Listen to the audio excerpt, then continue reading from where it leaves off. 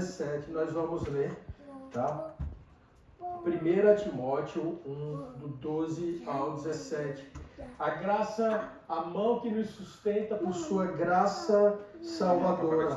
Essa é uma mensagem, queridos, muito direta, né? Uma mensagem do Senhor usando Paulo a Timóteo e aos nossos corações nesta era, nossa contemporaneidade. Quem abriu, quem achou, diga cheio. Esses dias, queridos, têm sido dias de muita reflexão, de dependência do Senhor, né, de lágrimas, mas sobremaneira de cuidado do nosso Deus. Né? Como o Senhor tem sido bondoso conosco, como o Senhor tem sido o Deus de misericórdia que nos alcança. Eu queria que você hoje pudesse pôr o seu coração diante do Senhor ensinável, né? Que você possa aproveitar esse momento, né? Esqueça de quem está aqui, ouça a palavra que brota do meu coração, mas que é guiada pelo Espírito Santo de Deus. Senhor, sem a sua presença aqui, nada valeria, Senhor. Sem a sua presença, Pai, nada, Senhor, teria sabor. Nós te agradecemos, Espírito Santo, porque o Senhor está sobre nós, pois onde estiverem dois ou mais ali reunidos em nome do Senhor, lá Ele se fará presente. Nós cremos, Senhor, piamente, Pai, com todo o nosso coração, de que a sua presença se faz, Pai, neste local, neste ambiente, Pai, na igreja que se reúne, Pai, que é chamada de casa de oração, Pai. Esteja sobre nós. Que as mensagens de São Paulo a Timóteo, Pai, e a igreja possam trazer, Pai, gerar vida no nosso coração, Pai, certeza da salvação. Assim nós choramos, em nome de Jesus. Amém. Com toda a reverência, eu queria ler 1 Timóteo, no verso 12. Ele diz assim: eu dou graças a Cristo Jesus, o nosso Senhor, que me fortaleceu e me considerou fiel, designando-me para o ministério. A mim, que no passado fui blasfemo, perseguidor e insolente, mas alcancei misericórdia. Diga comigo, meu irmão. Mas alcancei misericórdia. Pois fiz isso na ignorância, na incredulidade. Transbordou, porém, a graça do nosso Senhor com a fé e o amor que há em Cristo Jesus. Se você puder destacar na sua Bíblia o verso 15. O verso 15, ele é um verso central desse sermão de hoje, do que o Senhor quer falar aos nossos corações. É algo que eu te estimularia a levar para a sua vida inteira. No verso 15, Paulo diz assim a Timóteo: esta palavra ela é fiel e ela é digna de toda a aceitação, que Cristo Jesus veio ao mundo para salvar os pecadores, dos quais eu sou o principal.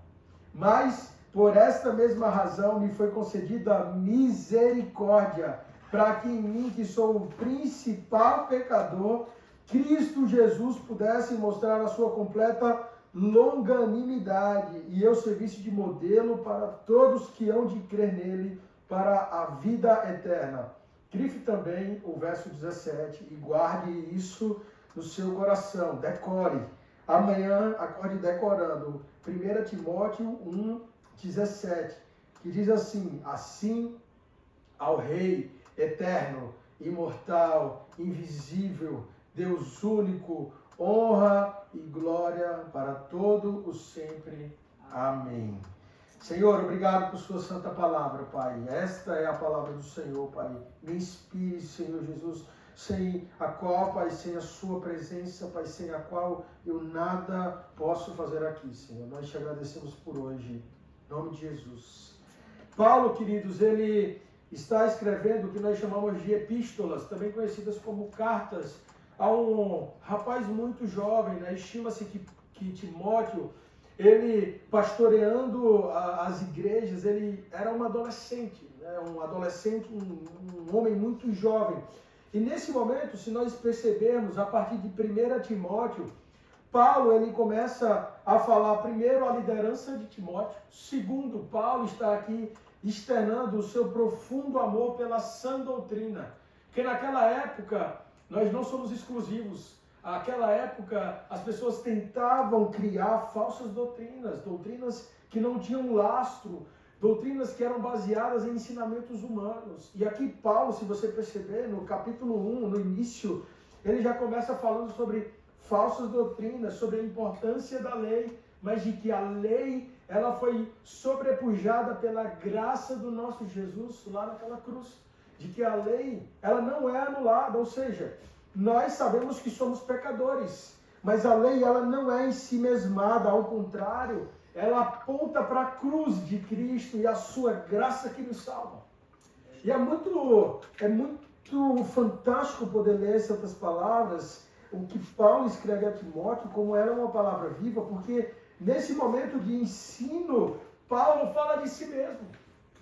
Não há outra forma de começar o ano senão entendendo quem é o Senhor em nossa vida. Quem somos nós diante do mundo. Primeiro temos a noção do que estamos fazendo aqui. A primeira pergunta que eu queria fazer a vocês, irmãos, e é a pergunta que o Senhor tem nos feito, é quem você é? Em 2026, Alanzão, quem você é? O que o Senhor te chamou a fazer? O que você tem planejado para esse ano de 2026 que acabou de começar? Nós estamos aí rodando a segunda semana de um ano que acabara de começar. Talvez novas promessas, talvez novas dietas, talvez novos papers, né, novos pipelines, né, mas nada disso faz sentido sem a presença do Senhor, sem a qual a nossa vida é vazia. E aqui Paulo, ele ensina com um coração muito firme a Timóteo e fala: Timóteo, meu filho. Quando você vê o vocativo em que Paulo inicia a carta de Timóteo, ele diz assim: meu filho amado. Diversas vezes ele é chamado de amado, de filho querido, porque Paulo tinha um amor muito grande por Timóteo e as igrejas que eram pastoreadas por ele. E aqui no verso 12, Paulo diz assim: eu dou graças a Jesus. Ele começa a falar de si mesmo. Veja, olha que gradação poderosa. Paulo fala sobre a lei como um grande poliglota, um grande estudioso da lei, né? E Paulo daqui a pouco fala sobre a própria vida, porque não adianta, irmão, saber demais, saber toda a lei e não viver para a glória do Senhor. Todo mundo sabe quem era Paulo. Se você voltar e ler em Atos dos Apóstolos, no capítulo 9, você consegue ver a trajetória de Paulo. Paulo era alguém que era um exímio estudante da Torá. Paulo era alguém que era um mestre, mesmo sendo muito jovem. E conta-se que com seu aparato, né, religioso, o exército, né, havia um exército moral, cívico e religioso na época dos dias de Paulo. E Paulo estava posto no caminho de Damasco. E essa história nós conhecemos. Alguns dizem que Paulo, contam às vezes historinha na escola bíblica para as crianças, e Paulo caiu do cavalo. Não, Paulo caiu por terra. A gente não sabe se ele estava a cavalo, andando, mas a Bíblia fala muito claramente que Paulo caiu por terra quando o Senhor o encontrou. É por isso que Paulo é considerado um dos últimos apóstolos, porque Paulo presenciou ao Senhor. E diz que Paulo, ele caiu por terra e os soldados que estavam com ele não conseguiam ver nada. Só ouviam aquela voz estrondosa e poderosa: Paulo, Paulo, por que tu me persegues? E naquele momento Paulo pergunta e diz assim: Senhor, Senhor, quem és tu? E aquela voz retumbante e assustadora fala para Paulo: Paulo, eu sou Jesus, a quem tu me persegues. É este mesmo Paulo que antes perseguia a igreja, mas que hoje está escrevendo a Timóteo e diz assim: Timóteo, eu dou graças a Cristo Jesus, o nosso Senhor, que me fortaleceu e me considerou fiel, designando-me para o ministério. A primeira coisa, irmãos, que eu queria trazer ao seu coração é que nós mesmo em nossa pecaminosidade, fomos chamados pelo Senhor. Ele nos tomou. Que amor é esse? E Paulo diz assim: Ele me fortaleceu e me designou fiel para esse ministério que tenho desempenhado. A mim, que no passado era blasfemo, olha isso, gente, blasfemo, perseguidor e insolente. Aqui há uma preciosidade na Santa Palavra do Senhor. Se você perceber, Paulo, ele primeiro reconhece a graça do Senhor. No ano de 2026, o meu desejo para você, o meu ensino pastoral é que você, meu irmão, minha irmã, comece colocando o seu coração diante do Senhor, sem o qual nada mais faz sentido, sem o qual nada mais tem sabor, nada tem mais a razão de ser. Por isso que Paulo aponta para Jesus. O primeiro ensino que Paulo, falando da sua própria vida, escrevendo a Timóteo, dou graças a Cristo Jesus, Ele que me considerou, Ele que me chamou pelo nome desde o ventre da minha mãe. O Senhor te conhece desde quando você era uma mórula, quando você era um blastocisto, Filipão? Ou, como diz a palavra de Deus, quando você era uma massa informe. O Senhor, Ele te conhece. E eu queria que você, aqueles que estão aqui hoje, a quem o Senhor trouxe aqui, o Senhor te trouxe aqui, o Senhor está falando a você nessa palavra. Você é precioso para o Senhor. Você é uma preciosidade para o Senhor, porque quando nós falamos sobre a cruz, nós falamos sobre o homem Deus vindo até nós e nos considerando fiel, como considerou a Paulo, designando-nos. O que o Senhor te confiou hoje, vidas, projetos, o que o Senhor te entregou para 2026? O fato é, irmão, meu irmão, minha irmã, que você precisa colocar o seu coração diante dele. Olha o que... A gente não combinou nada, André? André abriu Abacuque e começou a ler. E em seguida a música cantou Abacuque. Ainda que a figueira não floresça, ainda que os ramos não venham, o Senhor é o Senhor. Ainda que a luz, os luminares não brilhem, o Senhor é Deus. O Senhor é quem nos mantém. Comece esse ano, querido, dando glórias a Deus. A mim que no passado fui blasfemo, no verso 13, perseguidor e insolente. Aqui há uma particularidade. Paulo foi blasfemo contra Deus, perseguidor da igreja e insolente com as outras pessoas. Paulo foi blasfemo com o Senhor, perseguidor da igreja e insolente com as outras pessoas. Olhe que Paulo, ele assume os seus erros. Sabe aquelas pessoas que têm a síndrome do santarrão? Cara, eu sou muito bom, eu sou um semi-Jesus, cara. Entenda bem, irmãos. Paulo, quando diz eu sou, me sigam, me imitem, porque eu sou imitador de Cristo, ele está falando isso porque ele está procurando e vivendo a chegar à estatura de varão perfeito. É isso que a palavra do Senhor diz. Mas você não deve arrogar para si o status de perfeição. Nós estamos vivendo de fé em fé, carregando a nossa própria cruz. Quem aqui não é pecador, que atire a primeira pedra. Quando a palavra do Senhor aponta para nós sobre humildade, viver para o Senhor, iniciar esse ano planeje, meu irmão. Faça todos os pipelines, crie quadros, use análise SWOT. Eu não sei se você planeja trimestral, Tem uma grande vertente americana de empresas, de planejamento de vida, Eu lhe oriento muito a ler material nessa seara para que você possa ter lastro para produzir, para pensar, para com graça honrar o Senhor enquanto você planeja seu ano. Tem uma vertente que fala sobre o trimestre, tem uma outra grande vertente que fala sobre como passar o ano em semestres. O fato é que você não pode iniciar esse ano sem entender quem você é. Paulo, que já era apóstolo do Senhor, ele olha para Timóteo e fala assim: Timóteo, primeiro de tudo, o Senhor é bom. Amém, irmãos? O Senhor é bom. O Senhor é gracioso. Timóteo, olhe para o Senhor. Timóteo, ponha seus olhos no Senhor. Timóteo, ponha sua esperança no Senhor. Timóteo, acorde orando ao Senhor.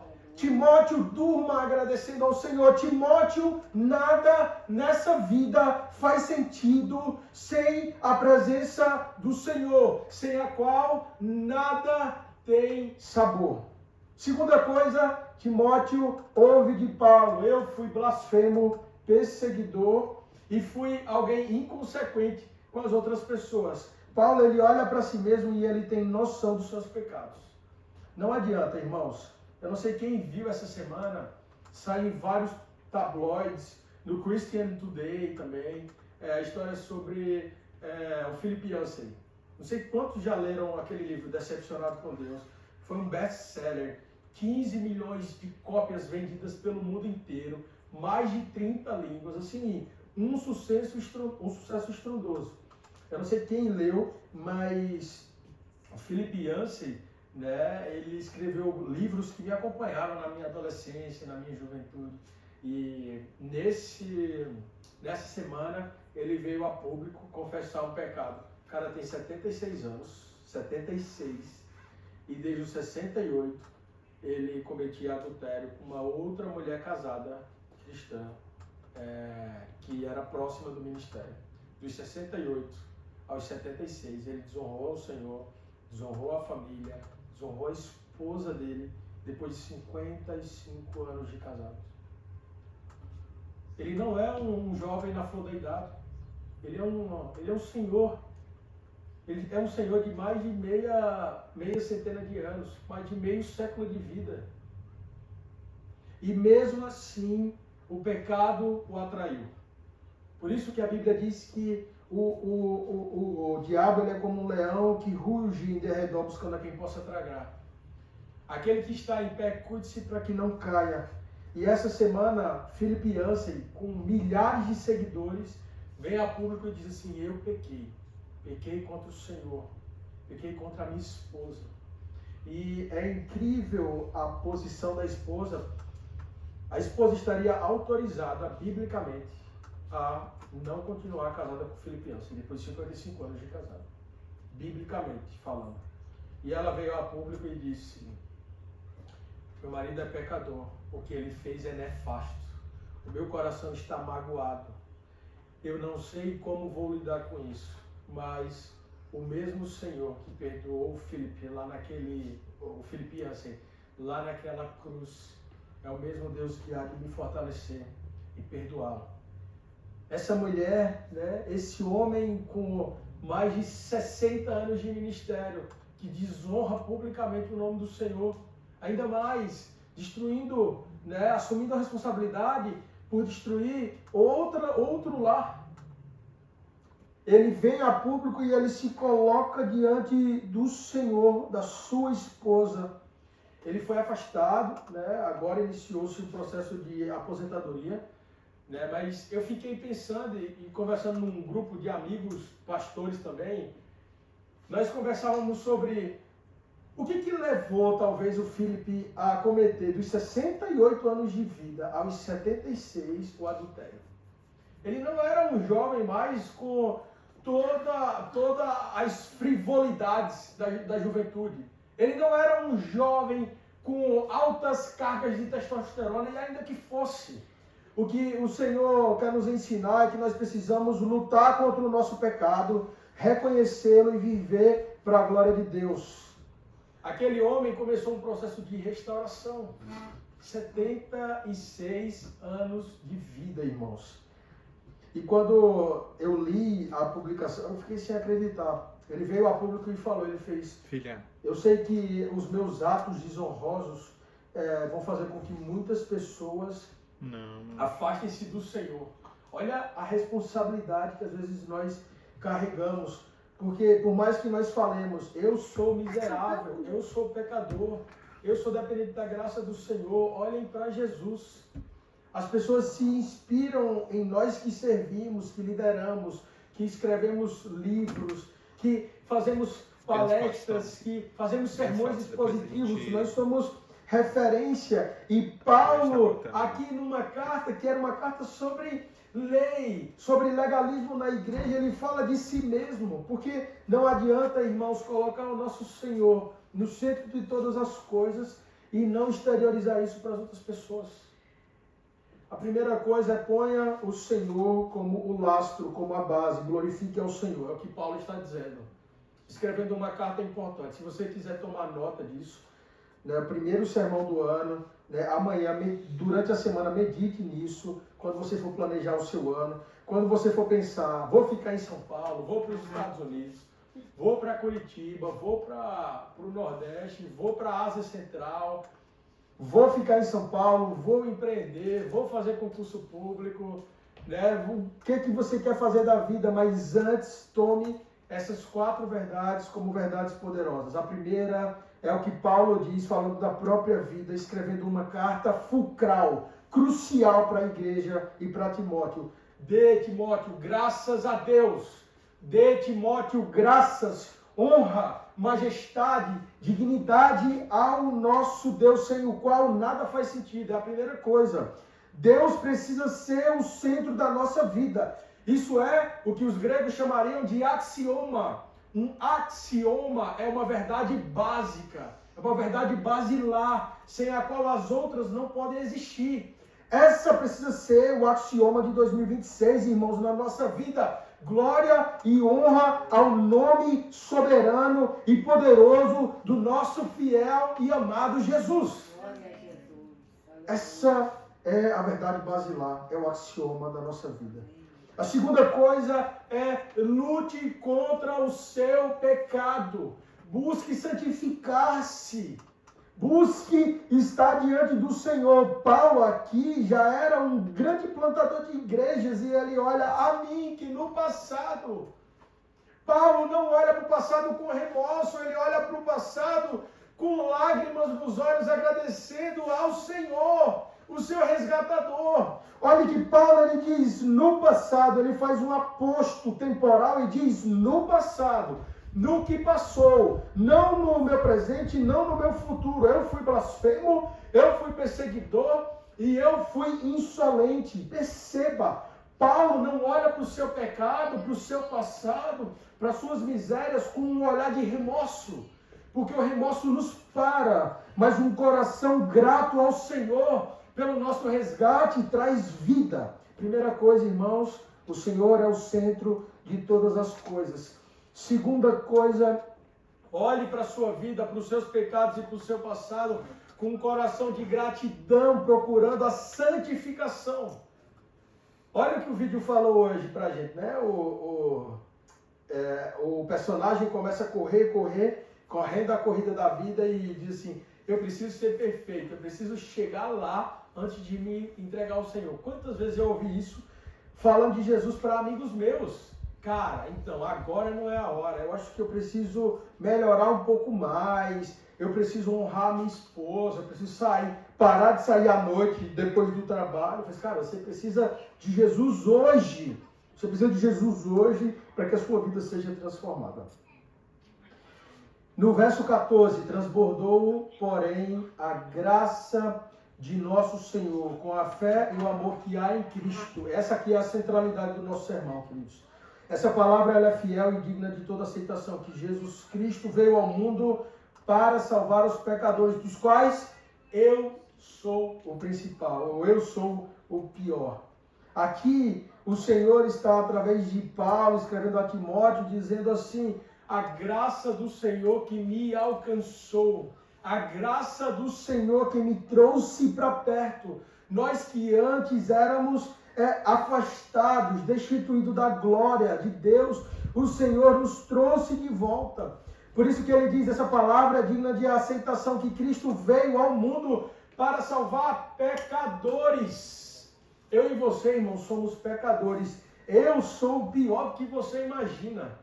Por isso que eu digo assim, você quer conhecer alguém, pergunte à esposa quem ele é, ou pergunte ao marido quem ele é. Eu sou pior do que você imagina. Pergunta a sua Helene. Eu sou pecador, mas fui alcançado por graça. Irmão, escute uma coisa.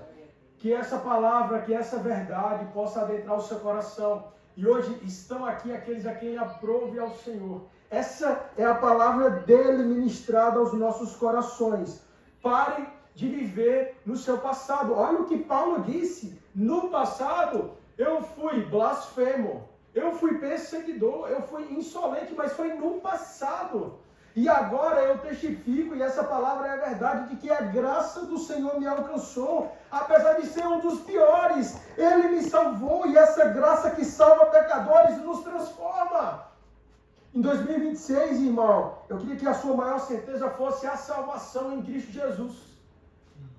Em Cristo Jesus.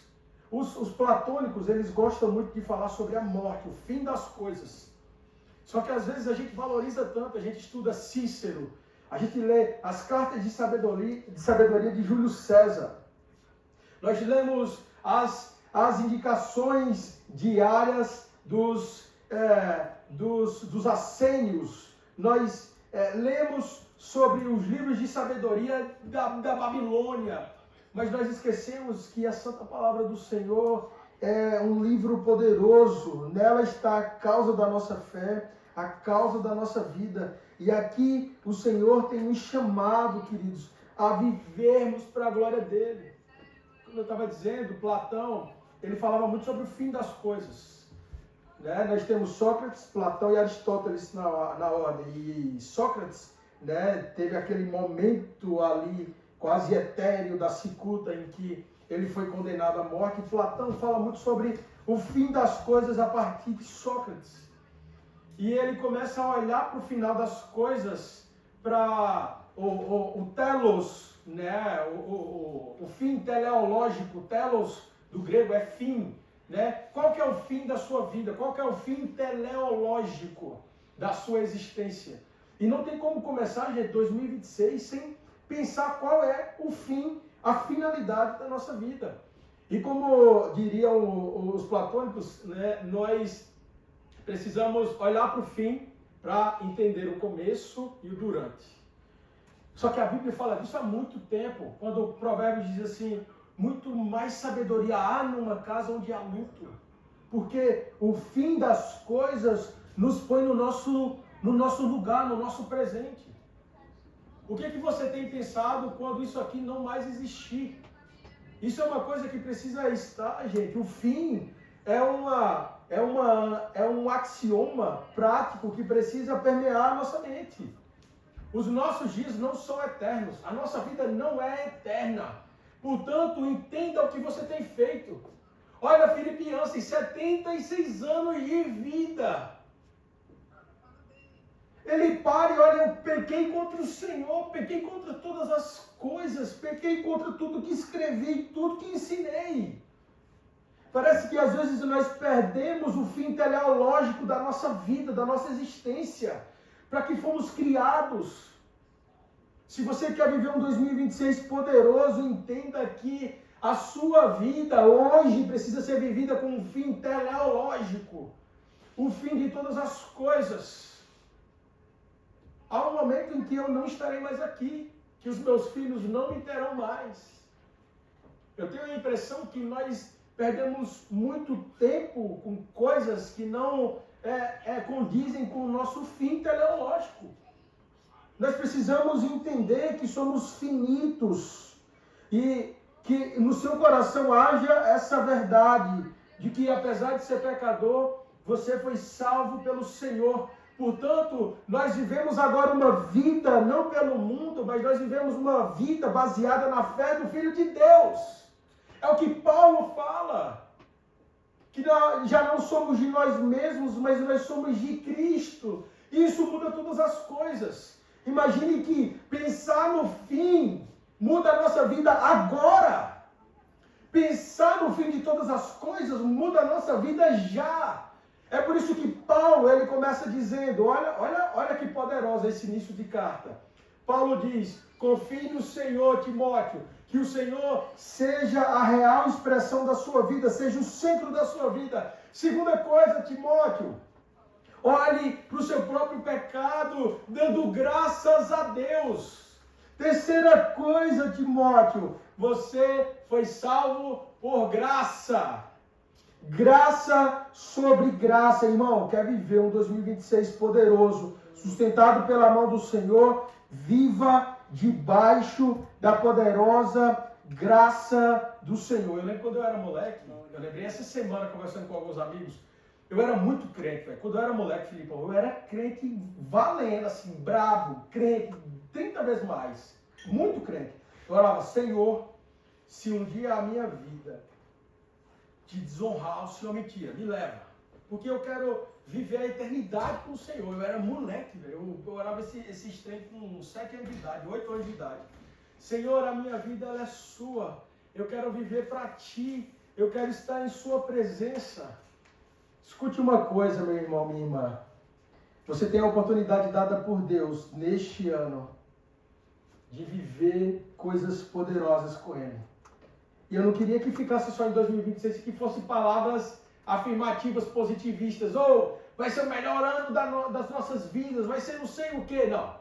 Eu queria que você tivesse consciência de que para ser o melhor ano das nossas vidas até hoje, né, até um jargão meio coach, mas para ser o melhor ano das nossas vidas, nós precisamos pôr o nosso coração na eternidade no Senhor.